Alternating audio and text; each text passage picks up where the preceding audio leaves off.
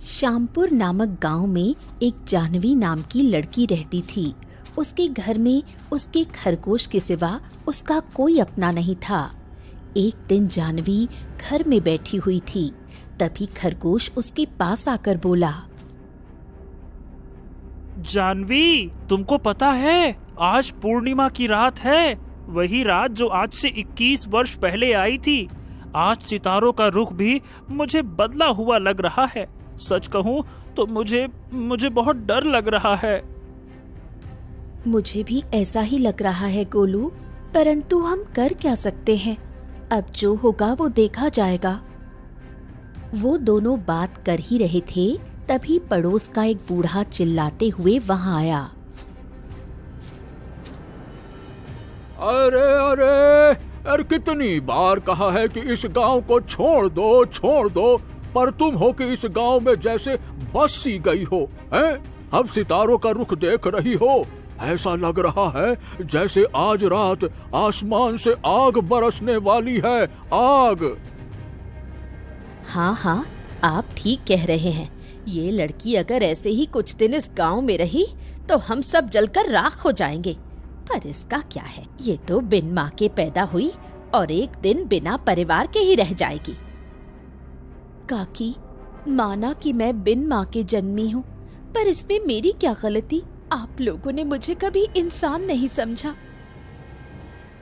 जाह्नवी, चलो यहाँ से, मुझे बहुत डर लग रहा है। ये लोग कुछ भी कर सकते हैं। मैं जानता हूँ कि तुमने किसी का कुछ नहीं बिगाड़ा, लेकिन इन लोगों की आंखों में नफरत है, नफरत, और ये नफरत अंधी होती है। अरे जाओ, ये रोनी सूरत किसे दिखा रही हो? हम सबको इससे कोई फर्क नहीं पड़ता। अरे तुम सबकी वजह से हम लोग अपनी जान खतरे में क्यों डालें? फिर जाह्नवी गोलू के साथ घर से निकल जाती है और दोनों जंगल की ओर बढ़ जाते हैं। हाँ, अच्छा हुआ जो ये चली गई, नहीं तो ये तो एक दिन सब कुछ तबाह कर देती, मनहूस कहीं की। जाह्नवी और गोलू जंगल में कड़कती हुई तेज बिजली के बीच आगे बढ़ते हैं। गोलू, देखो बिजली कितनी तेज चमक रही है। हमें जल्दी से कहीं छिपना होगा, वरना हम दोनों खतरे में पड़ जाएंगे। वो देखो जाह्नवी, सामने झोपड़ी है, चलो वहीं चलते हैं। अगर देर की तो शायद जान बचाना मुश्किल हो जाएगा। जल्दी करो, चलो, आ जाओ। दोनों दौड़ते हैं और झोपड़ी में जाकर अंदर छिप जाते हैं। कुछ ही पलों में हवा ठंडी पड़ जाती है और अजीब शांति छा जाती है। जाह्नवी, क्या तुमने महसूस किया? ऐसा लग रहा है जैसे जंगल खुद हमारी हिफाजत कर रहा है। हम भागते हुए सीधे एक झोपड़ी के सामने आ गए, एकदम सही वक्त पर। कोई तो है जो चाहता है कि तुम सुरक्षित रहो। हाँ गोलू, मैं भी महसूस कर रही हूँ। गांव में एक एक कदम पर अपमान मिलता था, लेकिन इस अजनबी जंगल में मुझे पहली बार ऐसा लग रहा है जैसे कोई मेरे साथ है। जैसे ये पेड़, ये हवा, ये मिट्टी, सब मुझे पहचानते हैं। मुझे लगता है मेरी असली पहचान इस जंगल से जुड़ी है। हो, तो क्या गांव तुम्हारे लिए गलत जगह थी? क्या तुम वाकई किसी और भाग्य की बेटी हो? हाँ, ये तो मेरी जिंदगी की सबसे रहस्यमय पहेली बन चुकी है। मैं कौन हूँ? क्यों जंगल मुझे अपनाता है और लोग मुझे ठुकराते हैं? पता नहीं गोलू, पर अब मैं डरूंगी नहीं, क्योंकि शायद अंधेरे में ही मुझे मेरी रोशनी मिलेगी। तभी रात बीत जाती है और अगली सुबह। गोलू चलो, अब वापस घर चलते हैं। शायद अब कोई कुछ नहीं कहेगा। शायद अब गांव वालों का गुस्सा शांत हो गया होगा। पर जाह्नवी, क्या तुम्हें यकीन है कि वो हमें फिर से घर में घुसने देंगे? हाँ गोलू, एक बार कोशिश तो करनी चाहिए। हर बार डर कर भाग जाना भी तो ठीक नहीं। दोनों धीरे धीरे गांव की ओर लौटते हैं। और जैसे ही जानवी अपने घर के दरवाजे के पास पहुंचती है, तभी एक सैनिक आता है। क्या तुम जानवी हो?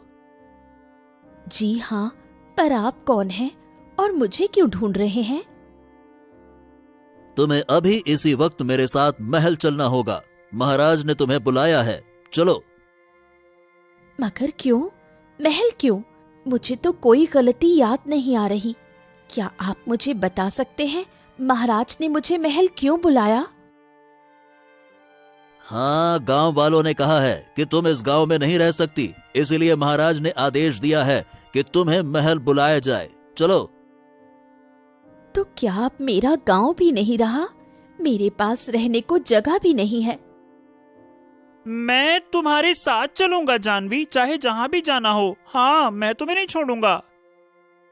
हाँ ठीक है, चलो। तुम चाहो तो आ सकते हो, लेकिन महाराज का आदेश है कि जानवी को तुरंत महल लेकर आया जाए, चलो। गोलू, तुम यही मेरा इंतजार करना, मैं वापस आऊंगी। फिर जानवी सैनिकों के साथ महल की ओर निकलती है और थोड़ी ही देर में वो महल पहुंचती है, जहां सिंहासन पर बैठे महाराज उसे देख रहे होते हैं। महाराज, क्या मैं जान सकती हूँ कि मुझे महल क्यों बुलाया गया है? तो तुम हो जानवी। बात यह है कि तुम्हारे गांव वाले बहुत परेशान हैं और उनकी परेशानी का कारण तुम हो। अगर कोई एक व्यक्ति होता तो मैं तो उसे समझा देता, मगर पूरे गांव ने शिकायत की है कि तुम्हारी उपस्थिति से गांव पर मुसीबत आने वाली है। वो मानते हैं कि तुम वहां रहोगे तो गांव का सुख चैन छिन जाएगा, इसीलिए तुम्हें ये गांव छोड़कर जाना पड़ेगा। हमें माफ करना, हमें मजबूरी में ये निर्णय लेना पड़ा। महाराज, मैं तो सिर्फ एक साधारण लड़की हूँ। मेरी माँ नहीं है, मेरा कोई परिवार नहीं है। मैंने किसी को कुछ नहीं कहा, फिर क्यों मुझे इतनी बड़ी सजा दी जा रही है? मैं गांव छोड़कर जाऊंगी तो जाऊं कहाँ, किसके पास? हाँ, हम समझते हैं जानवी, पर हम इसमें कुछ नहीं कर सकते। गांव वालों के साथ राजा को भी खड़ा होना पड़ता है। प्रजा की सुख दुख के लिए ही राजा बनते हैं हम, और जब पूरा गांव तुमसे खौफजदा है तो ऐसे में पूरे गांव को उकसाकर तुमको इस गांव में रहने की अनुमति नहीं दे सकता मैं। जानवी की आंखों से आंसू बहने लगे। वो मुड़कर जाने लगती है। तभी महल के कोने से धीमे कदमों से दाई माँ सामने आती हैं और तेज आवाज में कहती हैं, रुको रुको जानवी, तुम यहीं रुको। दाई माँ, आप यहाँ क्या कर रही हैं?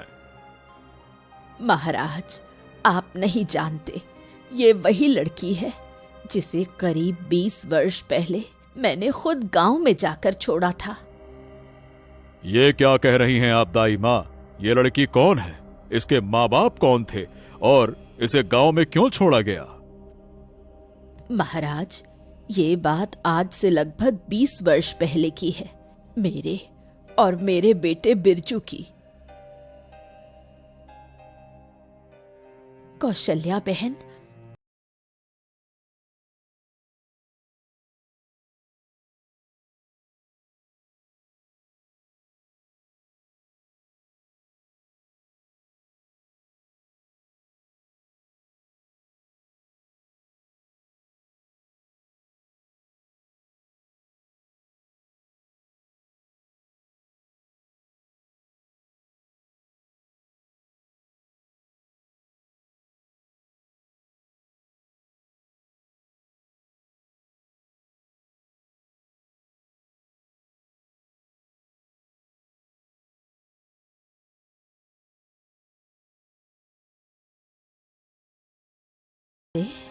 तू आ गया नालायक।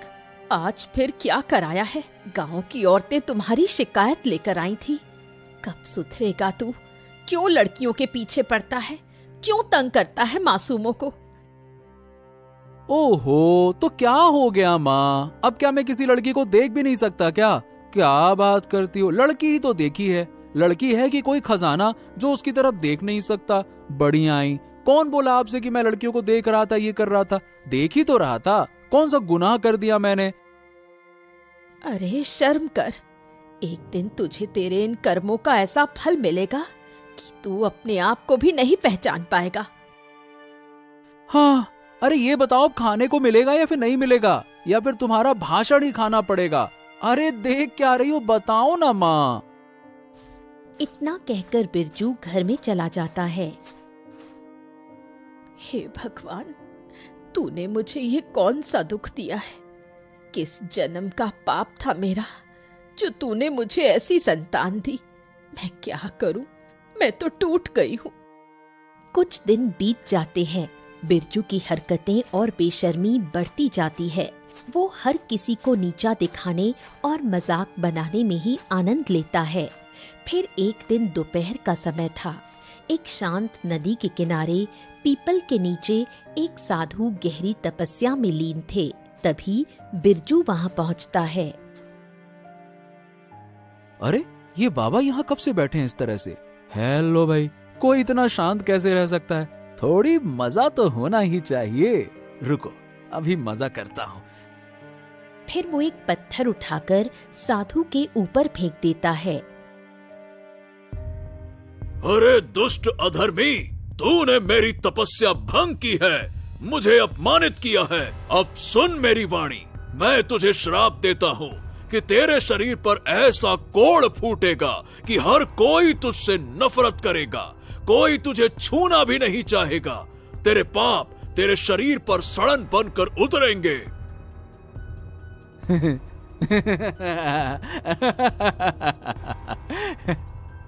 अरे देखो देखो देखो, ढोंगी बाबा श्राप दे रहे हैं। अरे ओ बाबा, मुझे कोई डर वर नहीं लगता तुम्हारे शब्दों से। हाँ, तुम्हें क्या लगता है कि मैं डर जाऊंगा? अरे जाओ जाओ, तेरे जैसे बाबा हर मोड़ पे मिलते हैं और मैं फुदुक के उनसे पार पा लेता हूँ।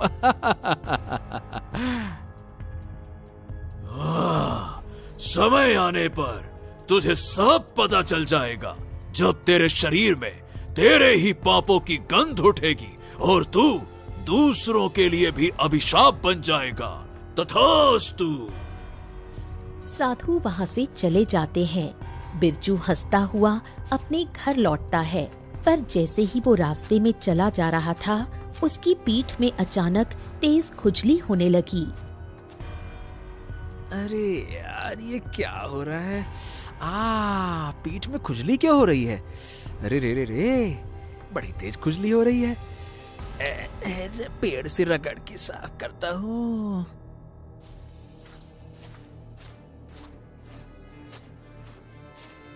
वो एक पेड़ के पास जाकर अपनी पीठ रगड़ने लगता है, लेकिन खुजली रुकने की जगह बढ़ती जाती है।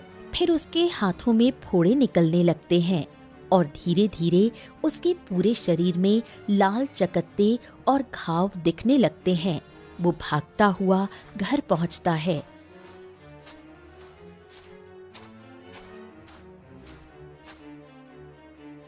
हे भगवान, ये क्या हो गया? ये क्या हालत है तेरी? तेरे पूरे शरीर में कोढ़ हो गया है। ये कैसे हुआ? क्या? अरे नहीं नहीं नहीं नहीं, नहीं माँ, ऐसा नहीं हो सकता। मेरा शरीर, मेरा चेहरा, ये मेरा सब कुछ बर्बाद हो गया है। अरे ये कैसे हो गया? तूने क्या किया था? बोल, ऐसा कौन सा पाप किया कि भगवान ने तुझे ये सजा दी?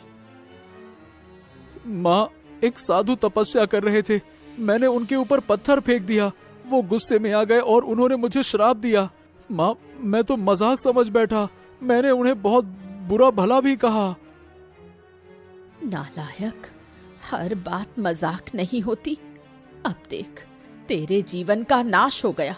तेरे कर्मों ने तुझे इस हालत में ला दिया है। हे भगवान, अब मैं क्या करूं? मेरा बेटा पाप की जंजीरों में बंध गया है और मैं तो बस देखती रह गई। धीरे धीरे उसकी बीमारी की चर्चा पूरे गांव में होने लगी। तभी पार्वती आकर कहती है, अरे कौशल्या, तुम्हारे बेटे की बीमारी तो हर दिन बढ़ती जा रही है। यहाँ से दाहिनी तरफ एक सिद्ध साधु आए हैं। सुना है उनके आशीर्वाद से चमत्कार होते हैं। तू अपने बेटे को उनके पास ले जा या उन्हें घर बुला ले, कुछ तो कर। कहीं ऐसा ना हो कि बहुत देर हो जाए। मैं अभी जाती हूँ बहन, मैं अपने बेटे के लिए कुछ भी कर सकती हूँ। कौशल्या दौड़ती हुई साधु के पास जाती है।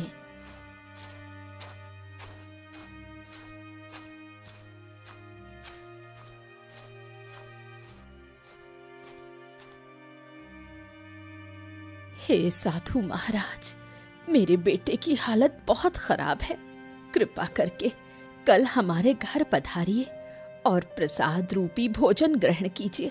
आपके चरण पड़ने से ही मेरा बेटा ठीक हो सकता है।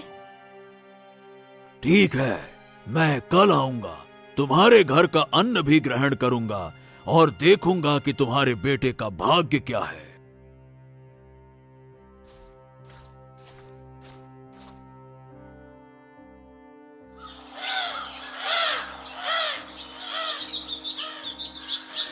अगले दिन साधु महाराज आते हैं, घर में प्रवेश करते हैं। तभी बिरजू उन्हें देखते ही चौंक जाता है। हाँ माँ, यही वो साधु हैं। इन्हीं ने मुझे श्राप दिया था। हे साधु महाराज, मुझसे भूल हो गई थी, कृपया करके मुझे क्षमा कर दीजिए, मुझे क्षमा कर दीजिए, क्षमा कर दीजिए। तुम जैसे नीच और अभिमानी व्यक्ति को ऐसा ही दंड मिलना चाहिए।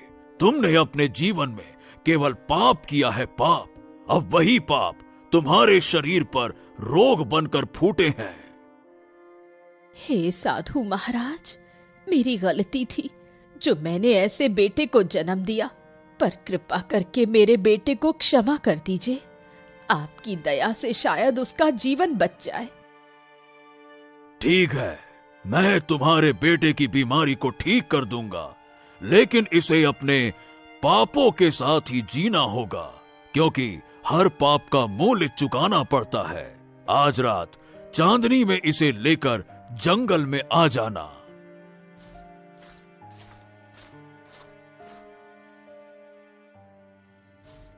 रात को चांदनी के बीच कौशल्या और बिरजू जंगल में पहुंचते हैं। साधु वहां पहले से उपस्थित थे।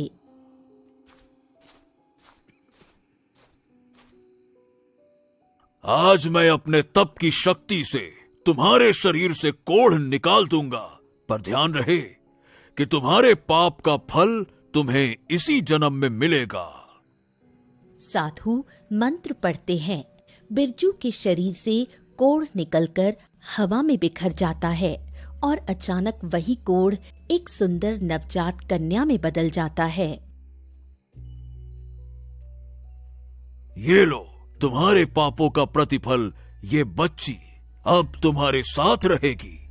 ये अब तुम्हारी बेटी है, जिसे तुम स्वीकारो या नहीं, पर ये तुम्हारा ही हिस्सा है। लो। इतना कहकर साधु वहां से चले गए। अरे ये क्या, ये बच्ची बिन माँ के पैदा हुई? ये कैसे चमत्कार हुआ? मुझे तो इस बच्ची से डर लग रहा है, कहीं ये कोई बुरी शक्ति ना बन जाए। जो बच्ची बिन माँ के पैदा हो सकती है वो तो कुछ भी कर सकती है। ये मनुष्य की बेटी नहीं है।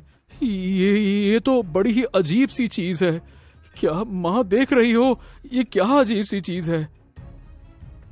चुप हो जा बिरजू, तू चाहे माने या ना माने, पर अब ये बच्ची तेरी है। तू चाहे भाग जाए, पर ये बच्ची तेरी परछाई बनकर हमेशा साथ रहेगी।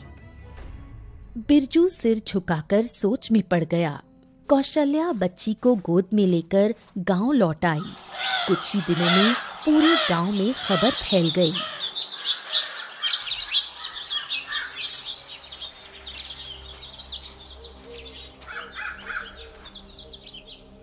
अरे कौशल्या, ये क्या? सुना है कि तेरे घर ऐसी बच्ची है जो बिन माँ के पैदा हुई है।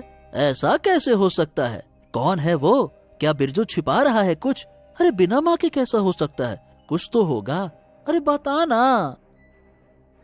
अरे कुछ मत पूछो, ये सब बहुत अजीब है। लगता है ये बच्ची किसी श्राप का फल है। बिरजू के शरीर से सारा कोढ़ ठीक हो गया है। शायद ये उसी का फल होगा। इतना कहकर पार्वती चली जाती है।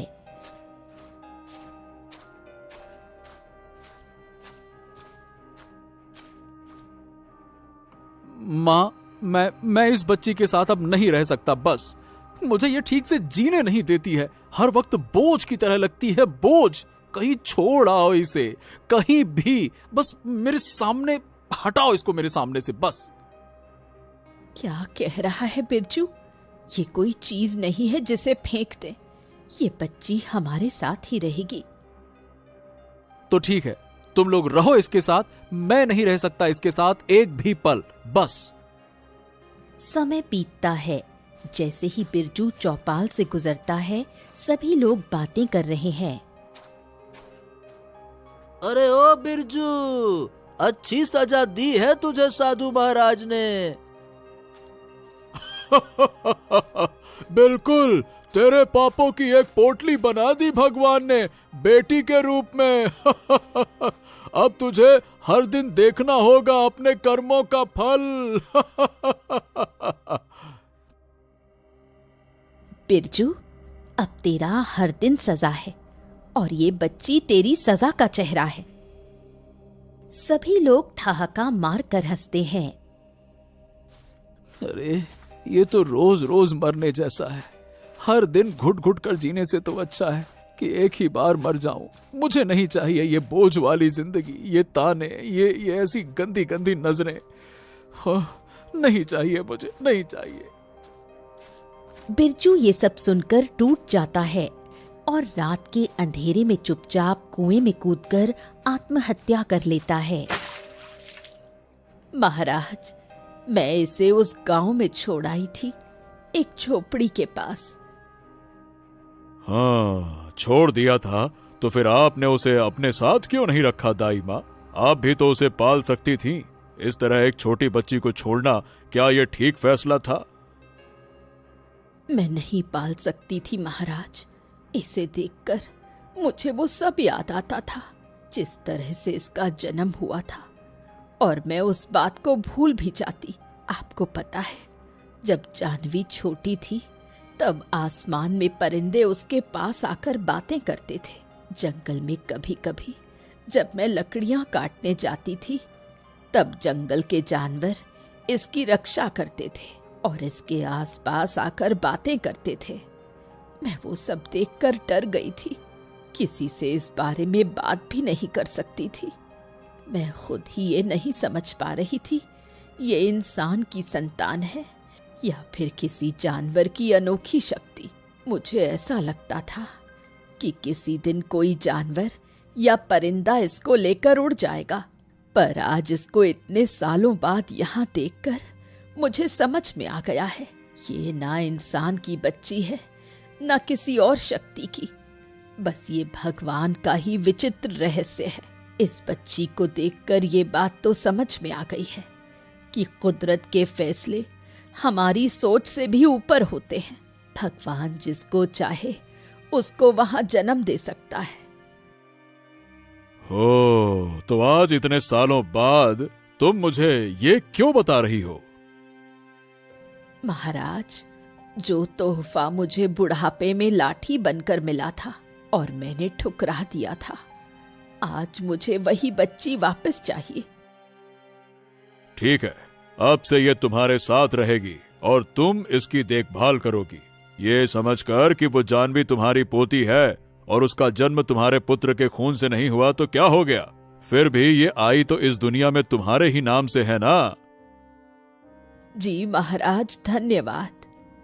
महाराज, मैं इस महल या गांव में नहीं रहना चाहती। मैं अपनी पोती को लेकर यहाँ से बहुत दूर जाना चाहती हूँ, जहाँ कोई पहचान ना हो, कोई ताना ना हो। ठीक है, तुम जा सकती हो, जाओ। दादी, आप सच में मेरी दादी हो? मुझे यकीन नहीं हो रहा।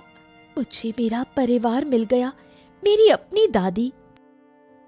हाँ बच्ची, अब मैं तुझे कभी अकेला नहीं छोड़ूंगी।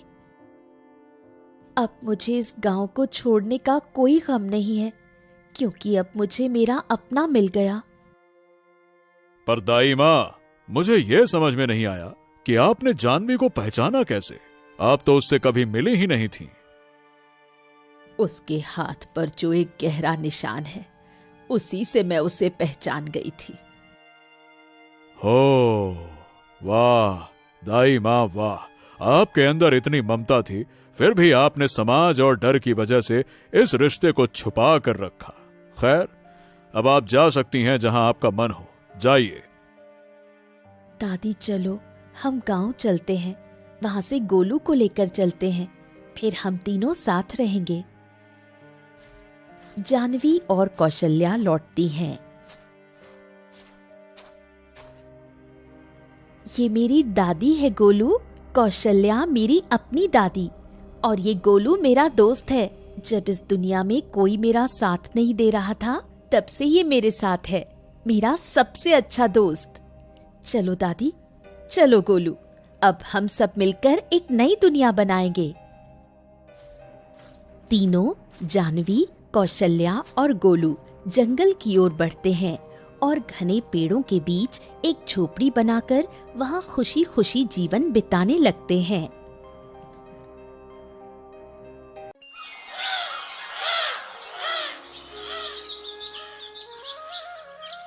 मुकेश, इस बार ठंड बहुत ज्यादा पड़ रही है।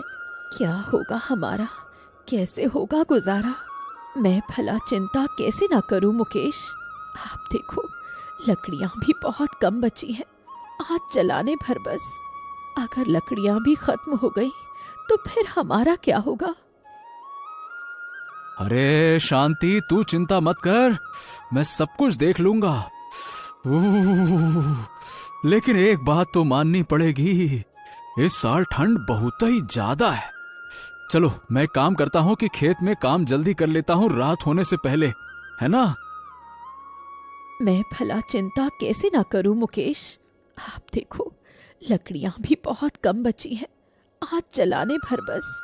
अगर लकड़ियां भी खत्म हो गई तो फिर हमारा क्या होगा? हाँ, ये बात तो सही कही तुमने शांति, कि अगर हमारे पास थोड़ा पैसे ज्यादा होते तो हम लकड़ियां खरीद लेते, और अब इस कड़ाके की ठंड में जंगल जाकर लकड़ियां इकट्ठी करनी होंगी। चलो जाता हूं, अब क्या करें। इतना बोलकर मुकेश इस खतरनाक ठंड में घर से बाहर निकल जाता है। ठंड इतनी तेज पड़ रही होती है कि गांव के सारे लोग अपने अपने घर में होते हैं। ठंड के कारण धूप भी नहीं निकली थी। कैसे भी करके मुकेश अपने खेत के पास पहुंचता है।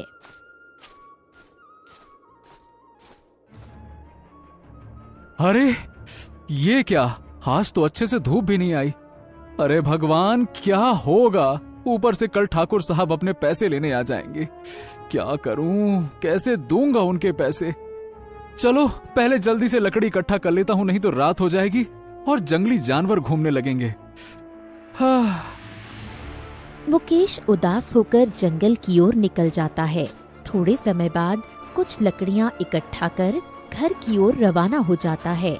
ठंड के कारण सूखी लकड़ियां मिलना बहुत मुश्किल हो रहा था, जिससे गांव वाले और भी परेशान हो गए थे। दूसरे दिन ठाकुर, जो इस गांव का जमींदार था, जो इन गरीब किसानों को ज्यादा सूद पर पैसे दिया करता था, आज ये ठाकुर गुस्से में मुकेश के घर पहुंचा और जोरों से आवाज लगाई। मुकेश, अरे ओ मुकेश, ए भैया, जल्दी से बाहर आजा, आजा आजा आजा। आज तो मैं अपने पैसे लेकर ही जाऊंगा। अरे कहाँ रह गया रे? बाहर आ, जल्दी से बाहर आ।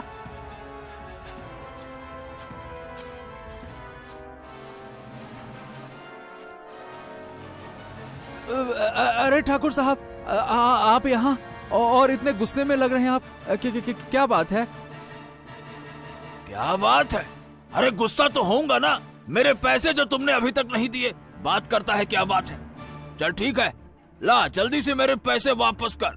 2 महीने बीत गए, तूने बोला था कि 1 महीने में वापस कर देंगे। अब निकाल भैया जल्दी से पैसे निकाल।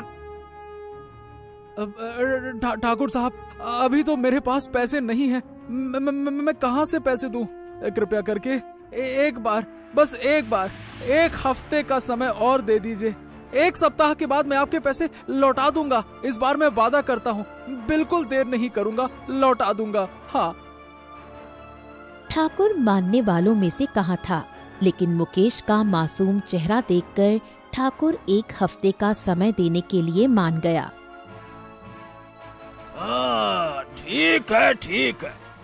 अब इतनी विनती कर रहा है तो एक आखिरी मौका दे देता हूँ, लेकिन याद रखना, 1 सप्ताह के अंदर अगर पैसे नहीं मिले ना तो अपनी जमीन भूल जाना। मैं तेरी जमीन वापस ले लूंगा, याद रखना तू। चल। ये बोलकर ठाकुर वहाँ से चला जाता है। मुकेश और भी उदास हो गया। ठंड से बचने के लिए एकमात्र सहारा लकड़ियाँ थीं, जो जंगल से लाना और मुश्किल होता जा रहा था। मुकेश घर से बाहर निकलता है लकड़ियाँ इकट्ठी करने। तभी रास्ते में उसका दोस्त गौतम मिल जाता है। और भाई मुकेश, क्या हाल चाल है? अरे भाई, इतनी ठंड में कहाँ चल दिए?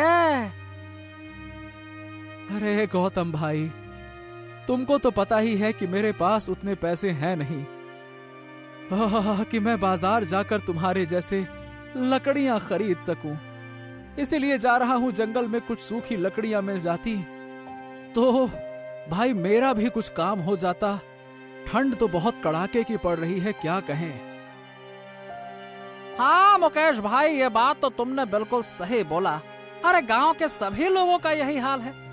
अरे क्या करें, अरे इतनी ठंड में तो बाहर निकलना भी मुश्किल हो रहा है।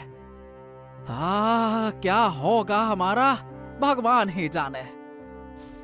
इतनी बात कर मुकेश जंगल की तरफ निकल जाता है। थोड़ी देर बाद मुकेश जंगल में लकड़ियां इकट्ठी कर ही रहा होता है कि अचानक उसे एक छोटा सा बच्चा रोता हुआ दिखाई दिया। बच्चा अकेला था, ठंड से कांप रहा था। मुकेश उसके पास गया और जाकर बोला, अरे अरे अरे अरे, इतनी ठंड में तुम इस जंगल में क्या कर रहे हो? और तुम्हारे माता पिता कहाँ हैं? तुमको ठंड नहीं लग रही?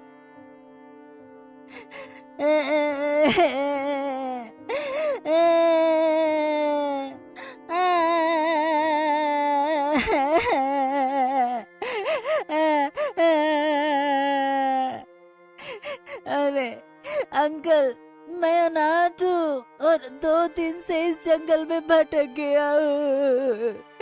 अगर आपके पास थोड़ा खाना हो तो दे दीजिए, कृपा कर दीजिए, मैं भूखा हूँ।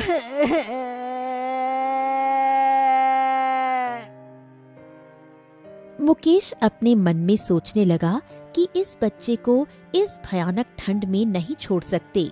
इसलिए मुकेश ने इस बच्चे को अपने घर ले जाना सही समझा। वो बेटा, तुम चलो मेरे साथ, तुम मेरे घर में रहना आज से, ठीक है? चलो चलो चलो चलो, बहुत ठंड है, आज से तुम वहीं रहना। अरे चलो जल्दी से। ठीक है अंकल, चलिए मैं चलता हूँ आपके साथ।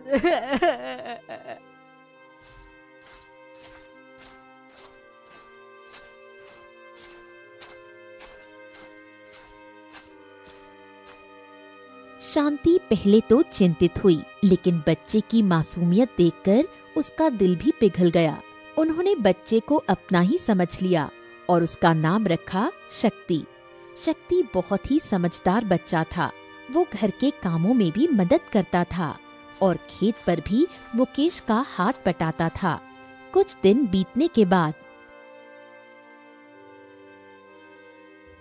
अजी सुनिए, हम लोगों ने शक्ति को अपने साथ तो रख लिया, लेकिन अभी हमारे पास उतने पैसे नहीं हैं कि हम लोग उसकी सारी जरूरतें पूरी कर सके।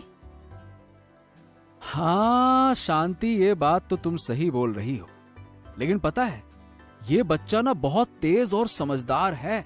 अरे जब से ये मेरे साथ खेत में काम करने लगा है, बाप रे बाप, मैं तो देखता हूँ ये बहुत मेहनती है और बहुत दिल से काम करता है।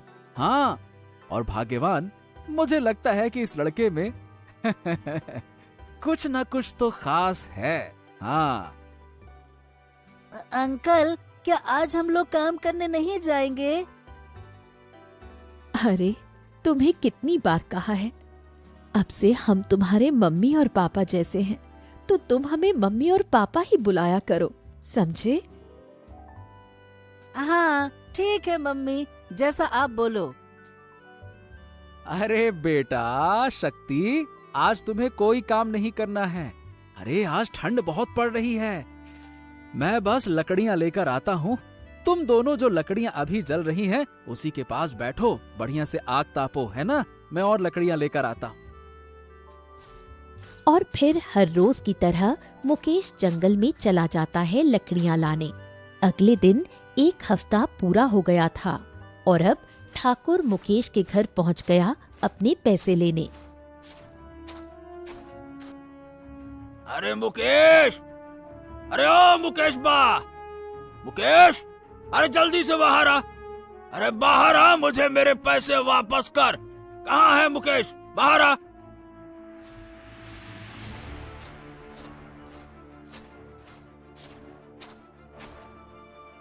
अरे अरे ठाकुर साहब, रुकिए रुकिए रुकिए रुकिए।